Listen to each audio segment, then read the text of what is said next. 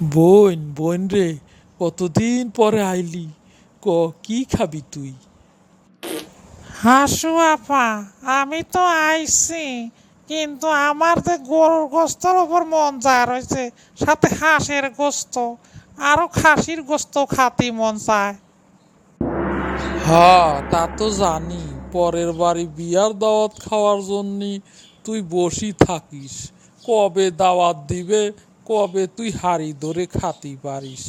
থাক, আমার এনে আইসিস, দেখি কদ্দূর তোরে খাওয়াতে পারি। আর রান্নাটা কিন্তু তুইই করবি। মফিজ ভালো রাঁধতে পারে না, কেতুর আলী চলে গেছে। হাসু আপা, খাওয়াবেন খাওয়ান, কিন্তু ফ্রিজের পচা জিনিস আমাক খাওয়ায়েন না। আমার আর খাইতে ইচ্ছা করে না ওই সব গোস্ত। গেল বছর আইছিলাম, আপনি এমন পচা পচা গোস্ত বাইর করে দিছিলেন, গন্ধের ঠেলায় কুত্তাও পলায় গেছিল। তাও আমি রান্না করে সেই গোস্ত খাইছি, ভাজা ভাজা করে ফেলাইছিলাম। হয়েছে হয়েছে, তোরে আর আমার খাওয়ানোর ঠেকা নাই। ভালো বুঝে খাওয়াতে চাইছিলাম, তুই তো আমারে যে অপমান করলি, আমি আর কি খাওয়াবো তোরে। হাসো আফা, আপনি অস্বীকার করেন কেন? আমি তো জানি আপনি কি দিয়া কি খাওয়ান। হাঁসের গোস্ত খাওয়াতে চাইছিলেন একবার, হুটটা ওয়া শুটকি হাঁস কোথে বাইর করলেন, ফ্রিজের ডিপ ফ্রিজের তলায় পড়িয়াছিল, সেইটা টান্না টান্না বাইর করে আমাক দিয়ে রান্না করাইলেন। সেই গন্ধে সব পলাইয়া গেল, আমি সেটা খাইলাম। আচ্ছা, তোর আর খাওয়া লাগবে না, যাজ্ঞা, নতুন খাসির গোস্ত আছে, খাবি নি? খাতি তো সবই ইচ্ছা করে, 10-12 কেজি গোস্ত আমার কাছে কিছুই না, এক বসায় শেষ করে দিতে পারি।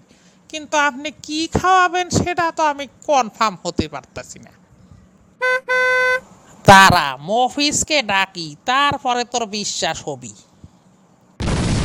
মফিজ, মফিজ, কই গেলি রে তুই? হ্যাঁ দাদে, কোন কি হয়েছে? হ্যাঁ মফিজ, দেখ তো তোরে লাকিয়া ফা কিছু বিশ্বাস করতে চাচ্ছে না। আমাদের ফ্রিজে কি কি আছে তুই ক দেখিনি। ওই তো 4 বছর আগের একটা হাঁস পরি রয়েছে, 3 বছর আগের কুরবানির গরুর গোস্ত পরি রয়েছে, আর মনে হয় সর্বনিম্ন গত বছরের কুরবানির ঈদের খাসির গোস্ত রয়েছে। তালি পরে আমি যে কলাম যে ফ্রিজে টাটকা গোস্ত আছে, বিশ্বাস করতে চায় না।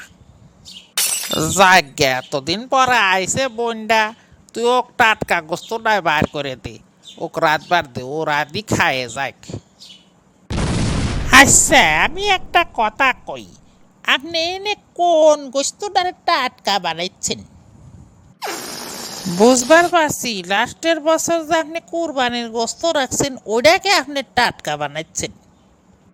বড় আশা করে আইছিলাম, গোস্ত দিয়া বিরিয়ানি, পোলাও, খিচুড়ি সবই খাবো, কোনোটাই হইল না। আপনার পচা গোস্তের আমি গুষ্টি কিলাই। যা, অক্ষণি যা, অক্ষণি বাড়ায় যাবি আমার বাড়ির তো। আদর করে কথা কইছি, তোর ভালো লাগে না। আগে তো কাম করাইতাম, আগে এখন তো বসাওয়াল বিদেশ গেছে, পরে তো দেমাগ বাড়ি গেছে। হ্যাঁ, চলে যাচ্ছি। কম দুঃখ দিলেন না আপনি আমার, সারা জীবন দুঃখ কষ্টই দিয়া গেলেন।